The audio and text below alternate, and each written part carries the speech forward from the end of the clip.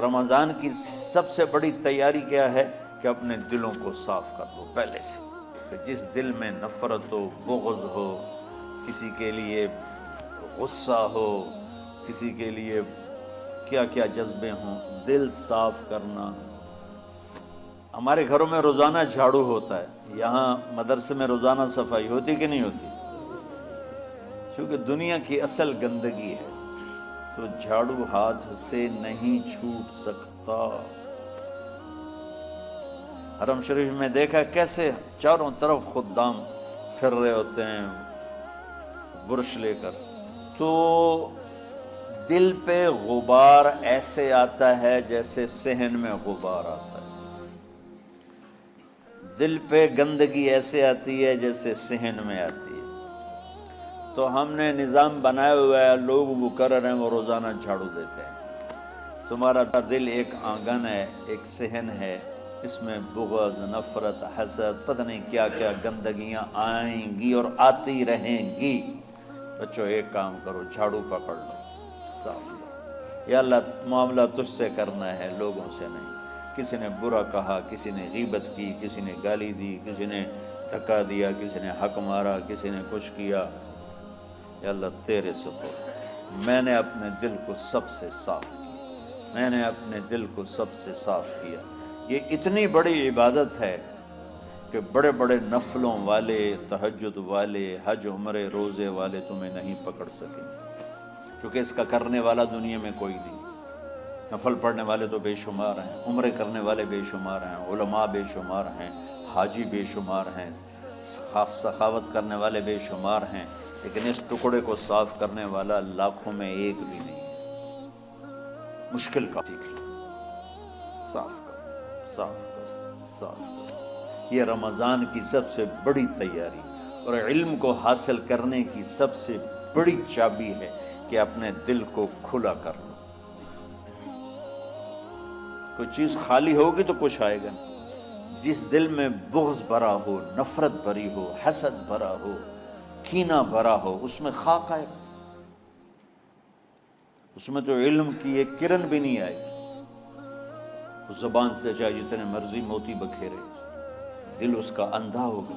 لا تعمل ابصار ولکن تعمل القلوب التي في الصدور۔ یہ آنکھوں سے اندھے نہیں، دل سے اندھے ہیں۔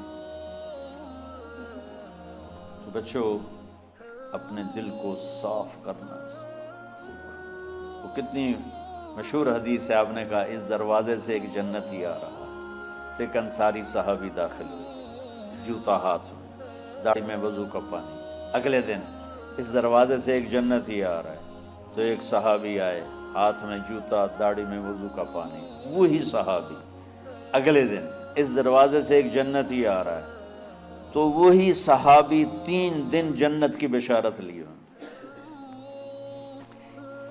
اس صحابہ کی جماعت میں ایک شخص ہیں جن کا نام ہے عبداللہ بن عمرو بن عاص۔ ان سے بڑا عبادت گزار صحابہ میں کوئی نہیں تھا، نہ سابقین میں، نہ متاخرین میں، نہ پہلوں میں، نہ بعد والوں میں۔ ان کی عبادت کیا تھی؟ ساری رات جاگنا، سارے دن کا روزہ، اور ایک ختم قرآن صبح سے شام۔ اتنی اللہ نے طاقت دی تھی۔ پھر وہی غلوب والی بات آ گئی، ایکسٹریم ہونے والی بات آ گئی۔ ان کی شادی والی رات حجلہ عروسی میں داخل ہو رہے ہیں، دلہن کے کمرے میں داخل ہو رہے ہیں، اور مصلی بچھا کے اللہ اکبر، اور دیر نفل تے نفل، دیر نفل تے نفل۔ تو ان کی بیگم نے دیکھا تو وہ بھی خیر کا زمانہ تھا، انہوں نے بھی وضو کیا اور پیچھے مصلی بچھا کے وہ بھی فجر تک نفل پڑھتے رہے۔ صبح ہوئی تو حضرت عمرو بن عاص رضی اللہ عنہ نے پوچھا، بیٹی رات کیسی گزری؟ کہا جی ماشاءاللہ آپ کے بیٹے تو بڑے عبادت گزار ہیں، ساری رات نفلوں میں ہی گزری۔ تو وہ ان کو شکایت کر دی۔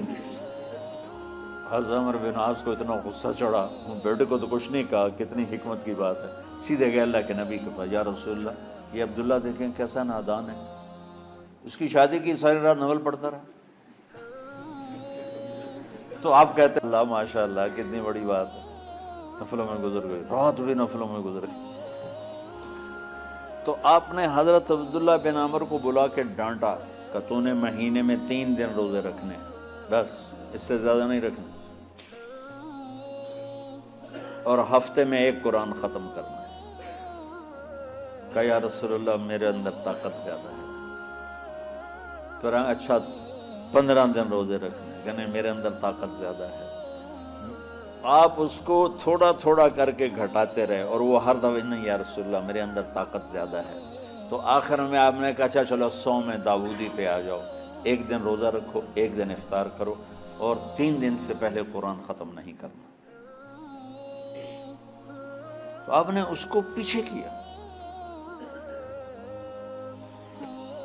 یہ بیٹھے تھے اس محفل میں، ان کے دل میں آیا کیا یہ عبادت کرتے، رات میں ساری جاگتا ہوں، دن روزہ رکھتا ہوں، 1 ختم کرتا ہوں، تو جنت کی بشارت تو مجھے ملنی چاہیے تھی، ان کو کیسے مل رہی؟ یہ کسی کتاب میں نہیں لکھا کہ یہ ان کا جذبہ تھا، لیکن جو کہ میں ان کی سیرت کو جانتا ہوں تو مجھے خیال آتا ہے کہ ان کی نفسیات میں یہ بات آئی ہوگی، چونکہ صرف انہی کو خیال آیا کہ میں جا کے دیکھتا ہوں کہ یہ بزرگ کیا کرتے ہیں۔ تو ان کے پاس پہنچ گئے، چاچا ذرا، وہ ادھیڑ عمر تھے، چاچا وہ میرے ابا تھوڑے ناراض ہیں، تو کچھ دن آپ کے پاس گزارنا کا، بیٹا بسم اللہ آ جاؤ۔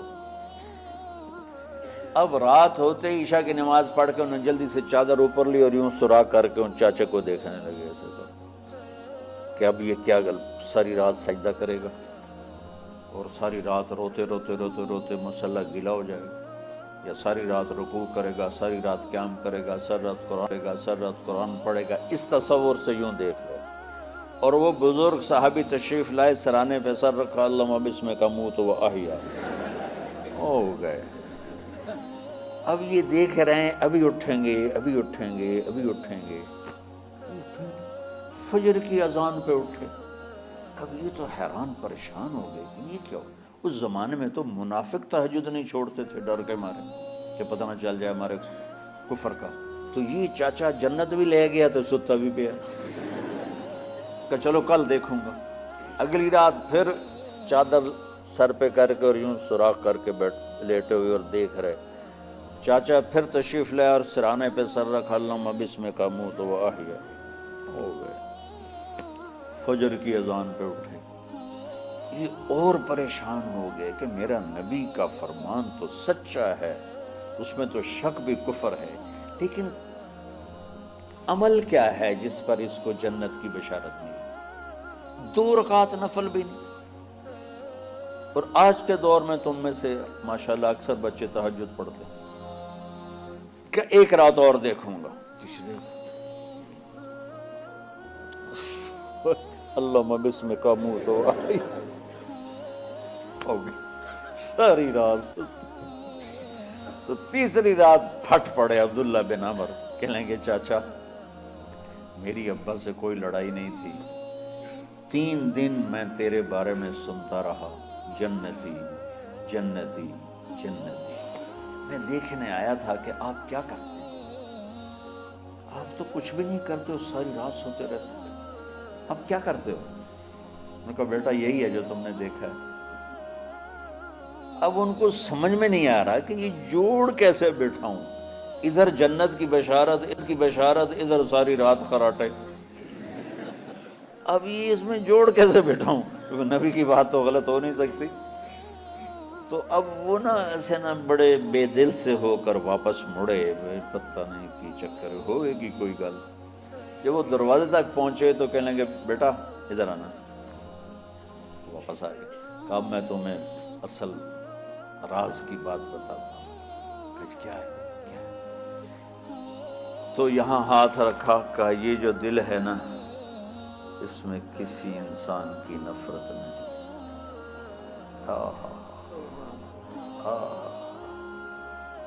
اور جب اللہ کسی کو رزق دیتا ہے، عزت دیتا ہے، مجھے کبھی حسد نہیں ہوا، مجھے خوشی ہوتی۔ تو عبداللہ بن عمر نے کہنا تھا ہاں یہ بات ہے، نہیں، انہوں نے کہا ہاذا ہوا، اچھل کے کہنے لگے ہاذا ہوا، ہاں ہاں ہاں ہاں یہی ہے یہی ہے یہی ہے۔ پھر کہنے لگے چاچا پر یہ میرے بس کا نہیں ہے، کون کرے گا یہ؟ اتنے بڑے آدمی ہو کر کہہ رہے ہیں کہ یہ میرے بس کا نہیں۔ تو بچوں، دنیا میں جنتی بننا ہے اور علم اللہ سے لینا ہے تو اسے صاف کرو،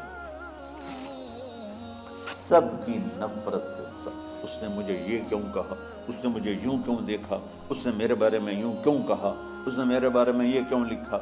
جس کی تعریف ہوتی میری کتنی برائی ہوتی، صرف تعریف تو نہیں ہوتی، بھرا پڑا سوشل میڈیا مجھے گالیاں دیں۔ اللہ کے فضل سے میرے دل میں ایک ذرے کے برابر کبھی کوئی منفی جذبہ نہیں آیا، آئے تو میں دھو کے صاف کر دیتا ہوں، یا اللہ میں نے اپنے دل کو صاف کیا، میرا معاملہ تیرے ساتھ ہے، کسی کے ساتھ نہیں۔ یہی آپ رمضان کی سب سے بڑی تیاری، علم کے حاصل کرنے کا سب سے بڑا ہتھیار آپ کو یہ نہیں ہے کہ تمہیں کتابیں یاد ہو جائیں، تمہیں اشعار یاد ہو جائیں۔ تو ساری امت سے کہتا ہوں رمضان کا استقبال کرو، دلوں کو صاف کر کے، نفرتوں کو مٹا کے، مذہبی نفرت، دنیاوی نفرت، رشتوں کی نفرت، بول چال کی نفرت، سیاست کی نفرت، لین دین کی نفرت، ان سب سے اپنے دل کو صاف کرو تاکہ رمضان میں اللہ نے علم اتارا، اللہ تعالیٰ آپ کو علم عطا فرمائے، اور باقی لوگ جو عام دنیا میں زندگی گزار رہے ہیں ان کے دلوں میں اللہ رمضان کا نور اتارے اور اپنے اور ہدایت کا نور اتارے۔ یہ سب سے بڑی تیاری ہے اس کی۔ اور کسی سے گلہ ہے، غصہ ہے، ناراضگی ہے، کسی سے بولتے نہیں ہو، ابھی سے شعبان آ چکا ہے، آپ شعبان سے رمضان کی تیاری شروع فرما دیتے تھے، تو اس کی تیاری کیا ہے؟ وہ دلوں کو صاف کرو، معاف کرو، معافی مانگو، تمہارا قصور نہیں پھر بھی معافی مانگ لو، دلوں کو صاف کرو، اور اللہ سے سخاوت مانگو کہ اللہ کو سخی بھی پسند ہے اور صاف